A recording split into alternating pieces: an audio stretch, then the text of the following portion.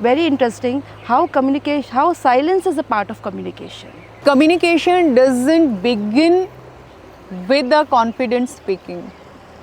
जब से हम लोग बड़े हुए ना, छोटे से अभी तक हमारे पेरेंट्स, हमारे टीचर्स हमें यही सिखाते रहे, कॉन्फिडेंटली बात करो, फ्लुएंटली बात करो, इंग्लिश लर्न करो, ये करो, वो करो, लेकिन किसी ने सिखाया नहीं कि बोलने से पहले सुनो। सोचो, हाँ बिल्कुल। और सुनो भी सिर्फ कानों से नहीं, वो भी सुनो जो ना सुनाया जा रहा हो, वो भी देखो जो ना दिखाया जा रहा हो। एक्सेलेंट। अपने मन से सुनो, अपने हृदय से सुनो, अपनी आंखों से सुनो, अपने बॉडी के हर, जिसे कहते हैं ना, आपकी अपनी अंतरात्मा से सुनो। जब आप इस तरह से सुनना शुरू करेंगे ना, तो आपके जो स्पीच है, आपके जो शब्द हैं, वो डिवाइन पावर ऑफ कम्युनिकेशन बनते चले जाएंगे। सो कम्युनिकेशन का जो पहला रूल है वो है साइलेंस। तो through this course and this theme, the third theme is a Vak Shakti, they will be learning the divine power of speech. Beautiful. And in this theme, they will be learning the 4 parts of speech: para, pashyanti, madhyama and vakhri. Excellent. And again, फिर से वही ancient teachers, spiritual teachers, again the age of 40, 50, 60, I really do not know. But at the age of 6, at the age of 8, 10, 12, 15, 15 साल का बच्चा, 10 साल का बच्चा, जब para के बारे में समझ रहा है, para means when the thought of seed आता है उसके हृदय में। कम्युनिकेशन पहले कुछ अंदर से होता है ना, तब उसको जब वो समझ रहा है कि what is in my heart, and the Pashyanti, जब वो थॉट उसके माइंड में पॉपअप होता है, पहले फेंटेड था, अभी clearly, and the Madhyama when he starts forming words in his brain, and finally the Vaikhari, the final words he speaks. हम लोग बहुत कॉन्शियस रहते हैं कि हम क्या बोल रहे हैं, करेक्ट है, जबकि वैखरी जो है, जो हमने बोल दिया, बोलने के साथ ही 50% उसका जो पावर है वो ऑलरेडी खत्म हो जाता है। और जो पश्यंती है, जो परा है, जो हमारे हृदय के अंदर जो एक सीड, जो थॉट आ रहा है, अभी भी मान लीजिए मेरे हृदय में कोई फेंटेड थॉट चल रहा है, मैं बात आपसे ये कर रही हूँ, तो जो अंदर है वो क्रिएट होगा, ट्रू, वो डेस्टिनी होगा। लेकिन वहाँ बच्चों को सिखाया, जो अंदर चल रहा है सिद्ध वो होना है, लेकिन वहाँ nobody is telling to the child, listen your inner silence, listen your para, listen your पश्यंती। जिसे कहते हैं ना, शीट्स के ऊपर शीट, उन लोगों के ऊपर इतना कलर उनको कर दिया, अनफिल्टर्ड और फिल्टर के बीच का बच्चों को पता ही नहीं है। So this is the para, Pashyanti, Madhyama and Vaikhari. This is the 4 parts of a communication, which is, ये जो आपका 21 days स्पिरिचुअल स्किल्स कोर्स है, is going to introduce to the child. They will be learning all these 4 parts and they will be on the path of a sacred communication, जहाँ वो communication करेंगे कि उनका जो कम्युनिकेशन होगा thoughtful होगा, and they will be speaking without hurting anyone.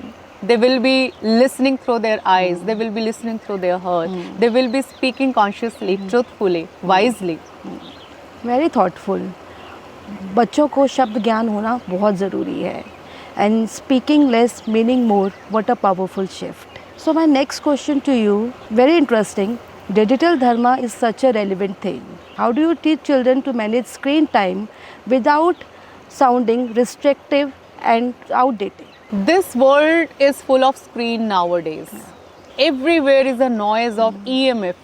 अभी लग रहा होगा noise of EMF, wifi, artificial light, इस सब का शोर नहीं है, लेकिन आपकी बॉडी के अंदर इसका बहुत बड़ा शोर है, क्योंकि बच्चों का सर्केडियन रिदम आई थिंक पता ही होगा आपको, that is a biological clock. जैसे डे एंड नाइट का क्लॉक होता है, दिन और रात का, ऐसे हमारी बॉडी का एक नेचुरल बायोलॉजिकल क्लॉक होता है, वो भी नेचर के हिसाब से चलता है।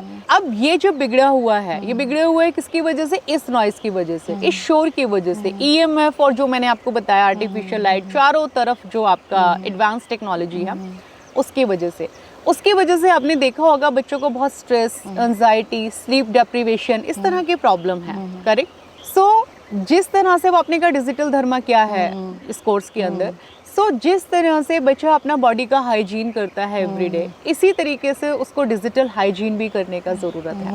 हम कहीं बाहर जाते हैं तो धूल मिट्टी से आपका हो जाता है ना, आप हाइजीन, आप नहा धोकर, आप इसी तरीके से जो EMF से पूरा आपका मन, पूरा सर्केडियन रिदम जो पूरा डिस्टर्ब हो रहा है, उसको हाइजीन करने के लिए किसे करना है।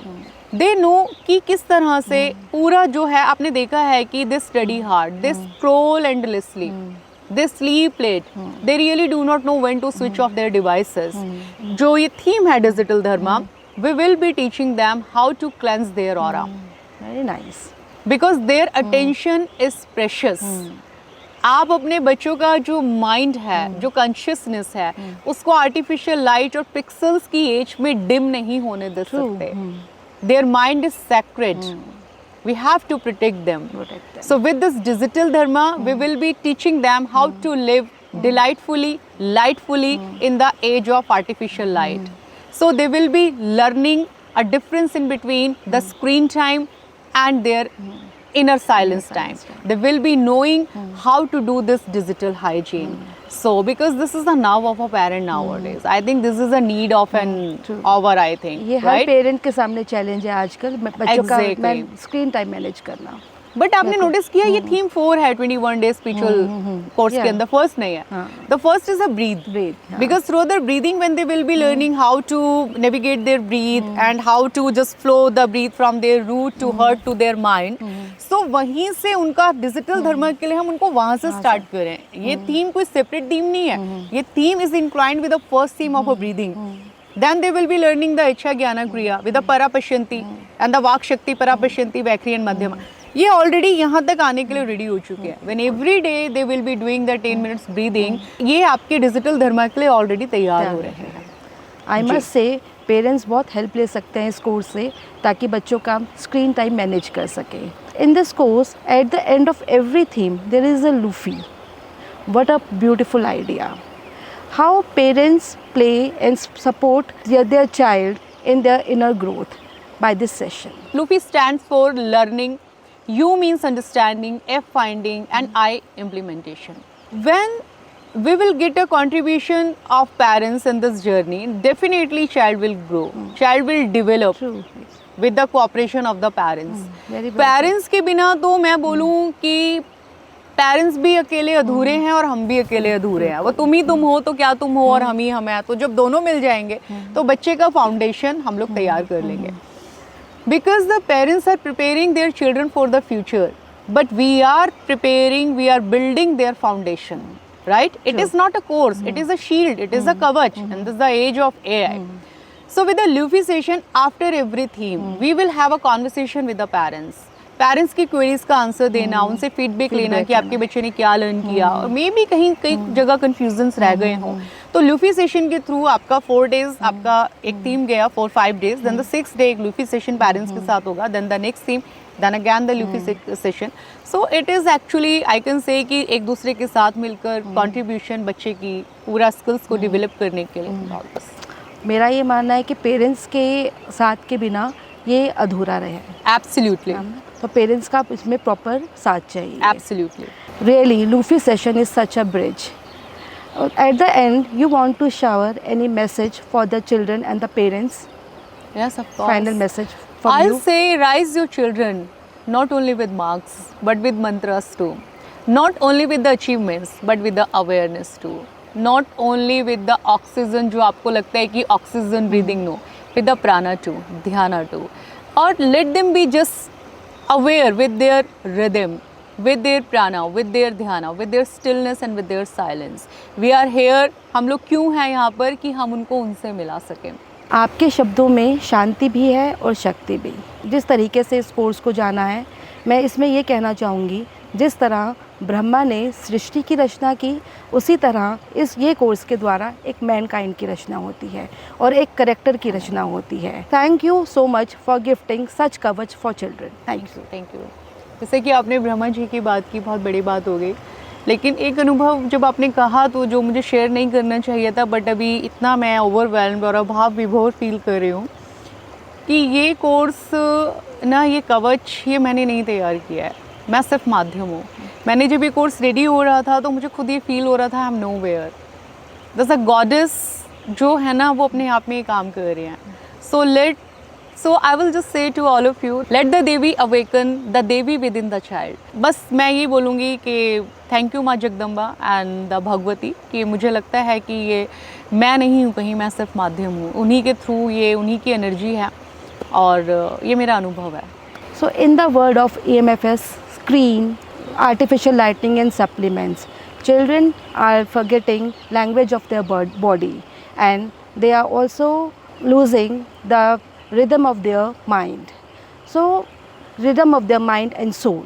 Parishad has introduced a short course, as you can call, as a part of Devi Kavach. What does it mean? Devi Kavach means it Prakriti in action, nature in action. Nature means the sunlight, grounding and a breathing. Before proteins, there is a sunlight. Before gymming, there is a grounding. Before everything, there is a breathe. If we teach our children how to soak the sun, why to soak the sun and why to do grounding. So because छोटी सी बात, it charges your electrons, क्योंकि आपके electrons charge होते हैं तो आपके mitochondria के ऊपर काम होता है, and the mitochondria is the root of your health. So it is also known as a mitokavach. So we are not introducing something new. We are just just reminding them our forgotten dharma. So nature heals us. So nature is a Devi. So that is why it is known as a Devi Kavach, and mitokavach is in a science language because mitochondria is everything. So understanding of a mitochondria, how to make our mitochondria healthy with the sunlight, grounding and breathing. So this is actually the course of a 9 days, very short course. और इन 9 days को करने के बाद you will get कि किस तरह से आपके बॉडी के अंदर नेचुरली चेंजेस आ रहे हैं. आपका जो स्लीप डिप्रीवेशन, एंजाइटी, स्ट्रेस और जो भी आपका सर्केडियन रिदम जो है पूरा जो डिस्टर्ब हुआ पड़ा है, तो it will maintain all your circadian rhythm और उसको सबको लाइन अप करता है. So this is It's not about adding something, it's returning to something sacred and precious. या true actually. Beautiful. Thank you.